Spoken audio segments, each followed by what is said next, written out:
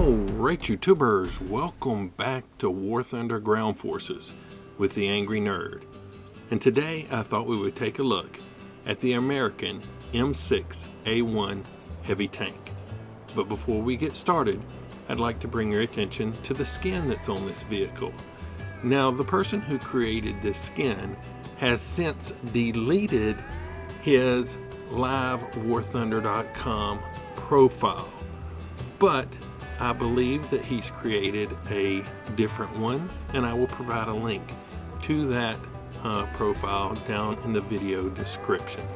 I'm not sure whether this skin is still available, but it's a nice skin, and the guys work really hard creating these skins for us, so I do like to give them credit where credit is due. So look down in the video description, click that link, and take a look at some of these skins there on livewarthunder.com. Now, the heavy tank M6 was an American heavy tank designed during World War II. The tank was produced in small numbers and never saw combat. During the early part of World War II, the successful German campaign of 1940 spurred U.S. tank development.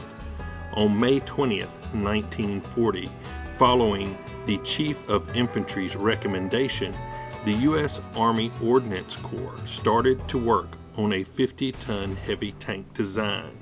Initially, a multi-turreted design was proposed.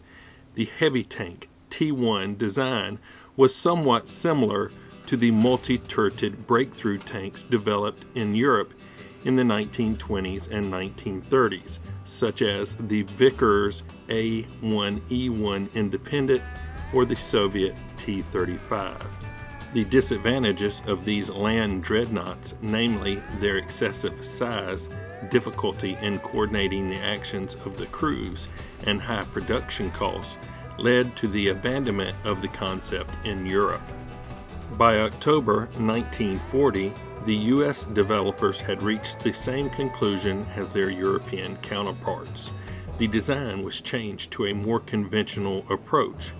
The T1E1 had a single three-man turret with both manual and electric traverse, armed with a single vertically stabilized 76.2 millimeter gun and a coaxial 37 millimeter gun.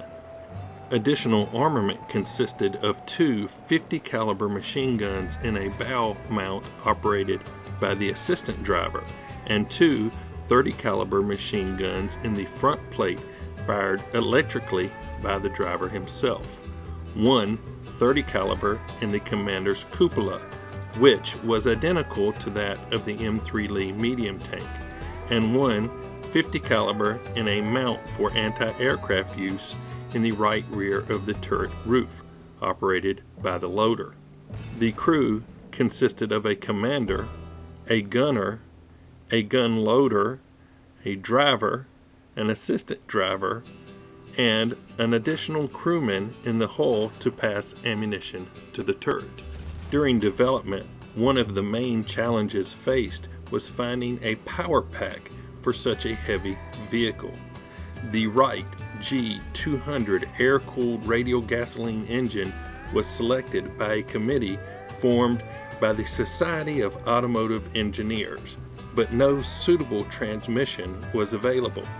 The committee recommended developing a hydromatic transmission, as well as the possibility of using a torque converter or an electric transmission.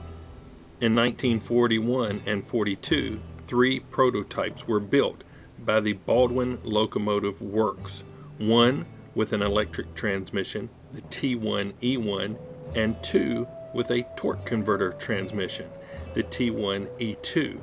The hydromatic transmission variant was never completed. The 3 prototypes also differed in hull assembly method. One had a welded hull and 2 had a cast hull. On May 26, 1942, the 2 T1E2 variants with the torque converter transmissions were standardized as the M6 and M6A1. Standardization of the electric transmission equipped T1E1 as the M6A2 was never approved, but manufacturing of the vehicle was nevertheless recommended. The Ordnance Corps proposed that 115 T1E1s be built for the U.S. Army for extended service test, with the balance going to aid U.S. allies. Some minor changes were introduced in the production vehicles. The cupola was replaced by a double-door hatch with a ring mount, and a couple of the machine guns were removed. Production was scheduled to start in December 1942. In early 1942, the Ordnance Department set a production target of 250 a month to meet the planned expansion in the size of the Army. However, by September, the focus of the expansion had changed. Under the new Army Supply Program, tank production was to be scaled back, and aircraft production for the United States Army Air Force ramped up. Also, by this time, the Armored Corps had lost interest in the project. The advantages the M6 offered over medium tanks, its much thicker armor and slightly more powerful gun, were offset partly by the shortcomings of the design, such as a very high silhouette, an awkward internal layout, reliability problems, and logistical concerns due to its weight. The M6's projected production was cut from 5,000 to a little over 100. By the end of 1942, the Armored Corps was of the opinion that the M4 Sherman was an adequate solution for the present and near future, while being more reliable, cheaper, and much easier to transport. They had no need for a heavy tank. In 1943, the production target was reduced again down to 40. The production M6s and pilot M6A1 examples were evaluated at Fort Knox in the early part of 1943. The reports from there were critical, citing awkward and inefficient crew stations and no need for the 37mm gun. The Ordnance Corps had expected a need for a larger gun, so the T1E1 prototype was fitted and tested with a T7 90mm gun. It was found to be a satisfactory gun platform, although poor turret layout was again noted. By this point, the M6 had been canceled. On 14 December 1944, the M6 was declared obsolete. Only 40 units had been produced, and they never left U.S. soil. Several toured the United States for propaganda purposes, where they gave performance displays at war bond drives, such as car crushing. All were eventually scrapped except for a single T1E1, which was put on display at the United States Army Ordnance Museum in Aberdeen, Maryland. Now in War Thunder, the M6A1 is a rank 3 with a battle rating of 4.7. It has a 1,087 horsepower engine propelling the 56.8-ton vehicle to a top speed of 23.2 miles per hour. It comes equipped with a 76mm M7 cannon as its primary gun, and a 37mm M3 cannon as the secondary gun. Now I have it assigned to an expert crew with a crew level of 140, which gives me a reload of 6.2 seconds with the 76mm. So what do I think of the M6A1 here in War Thunder? Well, to tell you the truth, I'm not a huge fan of the M6A1. I'm really dissatisfied with the mobility issues that the vehicle has. The 76mm gun is good. I find the 37mm kind of superfluous, to tell you the truth. It does have good armor, and when it's facing lower tier vehicles, they can have difficulty penetrating it. From the front, the turret face is pretty good, but you need to be careful when angling this vehicle. The shoulders of the hull will create a little flat surface when you angle at about 45 degrees, which makes a very good point to aim at. So keep that in mind.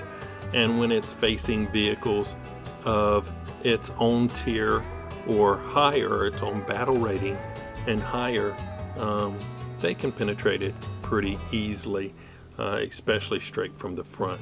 So just keep that in mind when you're playing the vehicle. Yeah, I think my main issue with the vehicle is mobility, and I don't use the 37 all that much. The 76 is good though. So anyway, that being said, why don't we hop into a game, see what I was able to do with the M6A1. Okay, looks like we picked up Stalingrad. It's not my favorite map, but it'll do. We're in the northeast corner, just the one cap point there, so we're ready. Don't have to select anything else. There's 3 cap points on the map. I think I'm going to head over toward the A point, the northernmost point.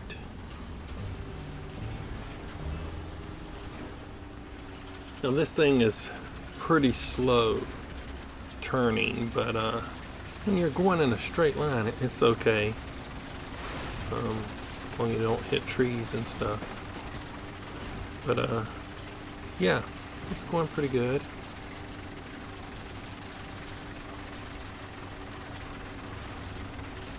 The Stug is not dusting us too bad.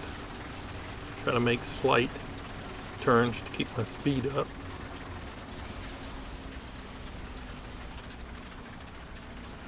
Bust through this wall.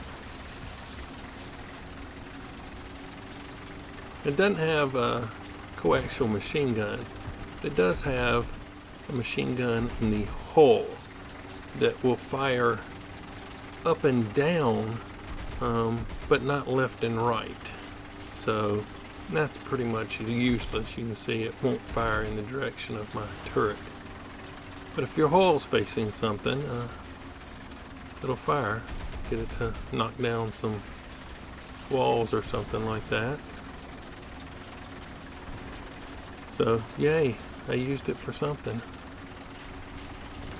But yeah, it's pretty much just useless.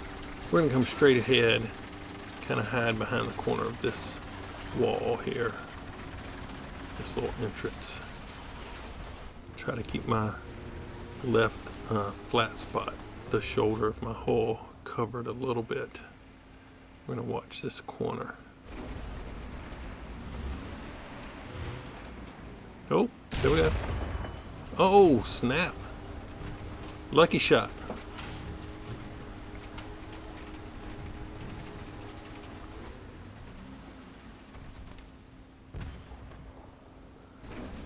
All right.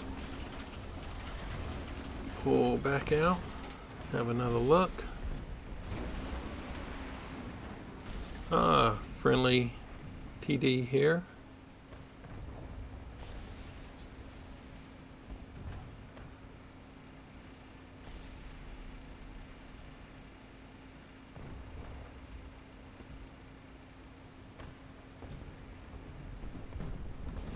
Okay, it looks like they got it. We're gonna head toward the middle of the map there, since they've gone around the flank. They should be okay.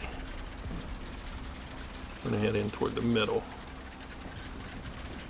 Take a right down this road right here.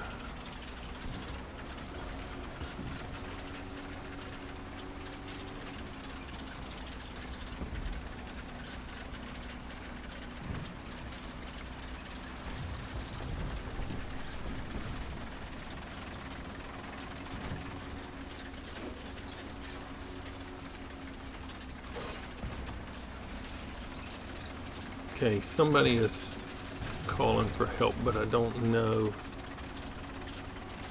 where they are on the map. Okay, I see it cover me off to the right.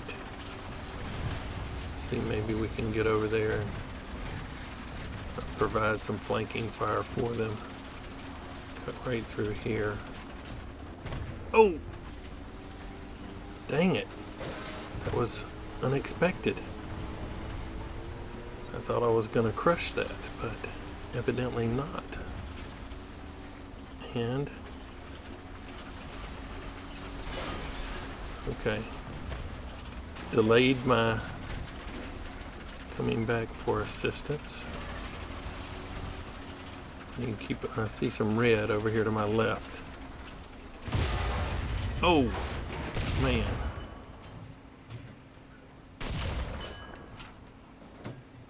Come on, reload. There we go.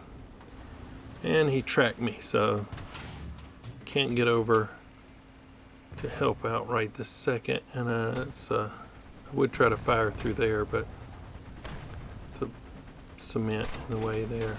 Okay. We're moving. Okay, here we go.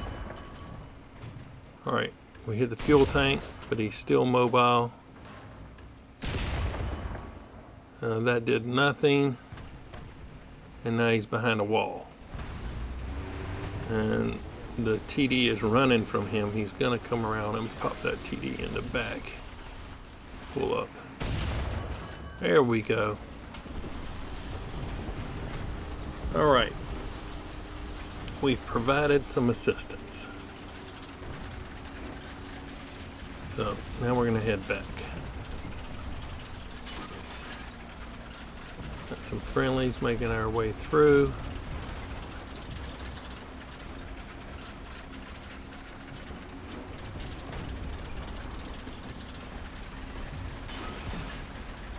I'm going to try to come around this way and maybe provide some fire onto the B cap, but I'm gonna get in this building right here. Maybe I should go through this spot right here. Oh, this thing turns so slow. Dang it, man.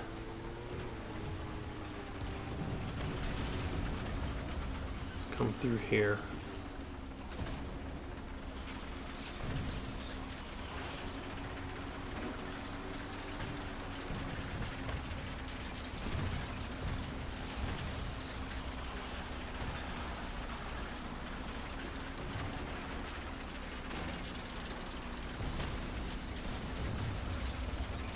Alright, somebody's engaging somebody over this way. They look like in pretty close quarters combat. Let me come over this way. See if I can help them out a little bit.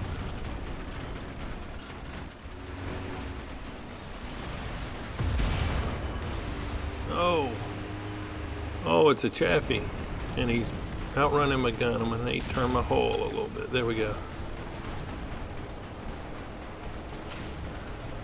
Okay, somebody's GJ angry. I don't know what GJ means. It could be a typo. I don't even know if they were talking to me or not. Anyway, let's pull up this way now. See if we can bring some fire up here toward B.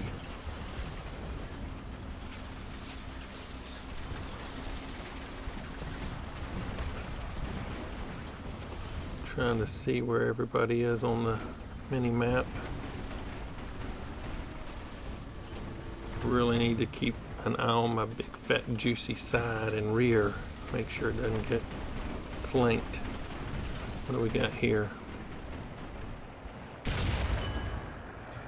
Oh, missed him. Oh, but he's backing up for a clearer shot.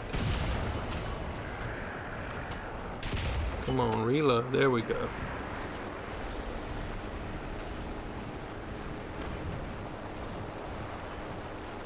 Gonna have a vehicle coming out from my right rear pretty soon. Need to keep an eye on it so he doesn't pop me from the back.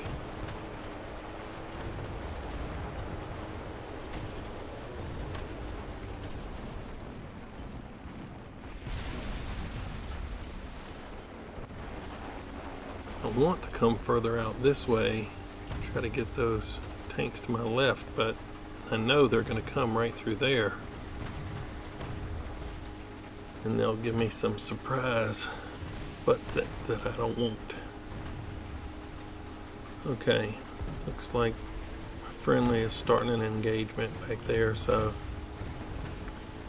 instead of just going around the street there to the right, which will leave me open to fire from the B, I'm gonna try to come around to my right and get in this little street, and hopefully this half a building here will provide me some cover from the left while I engage these vehicles down this way. So let's see.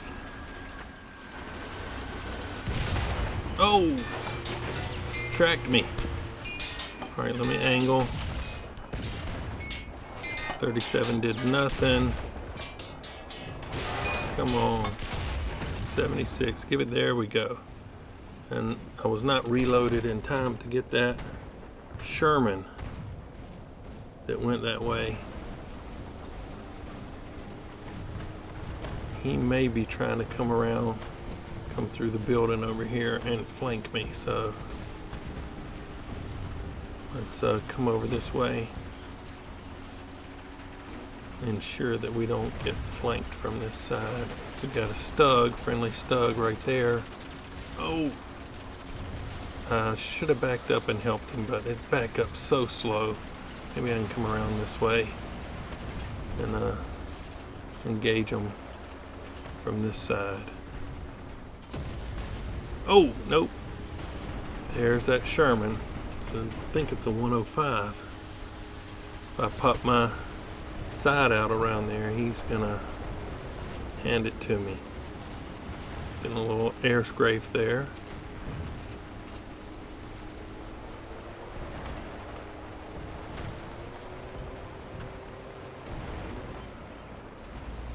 The friendly looked like he had a good position, so hopefully he can hold on for just a minute.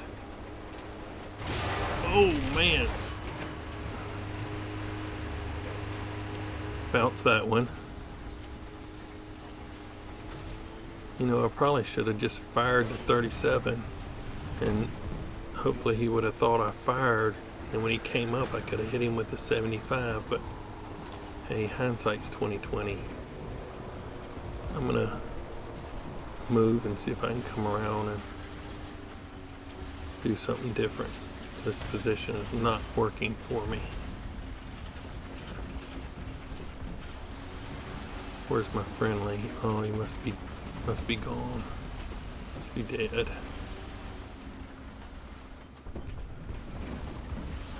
I don't want to repair because I don't want to be stuck. Oh, I see some red there to my left. Right through here.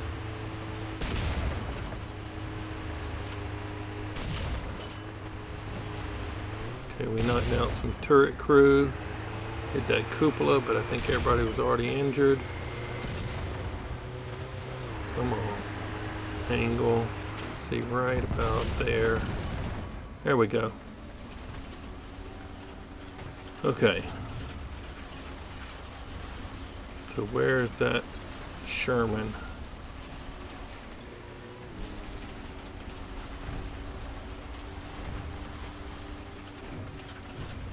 Let's see if I can get him to come up over this hill again. Maybe try my plan to entice him out. Let's see. Oh, I don't have anything to shoot at right this minute. Oh, man. Here he comes. Oh, we didn't get him. But, let's see what we did.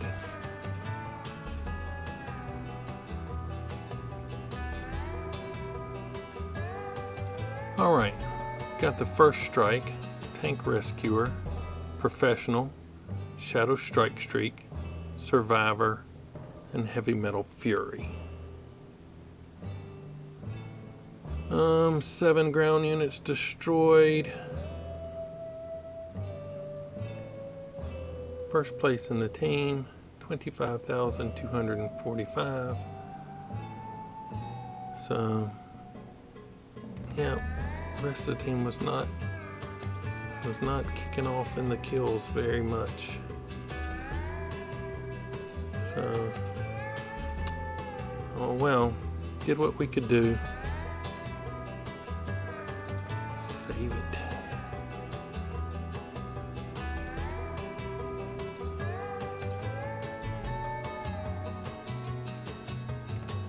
Okay, so the M6A1, yeah, it's really not, I don't play it all that often. I don't really like it all that much.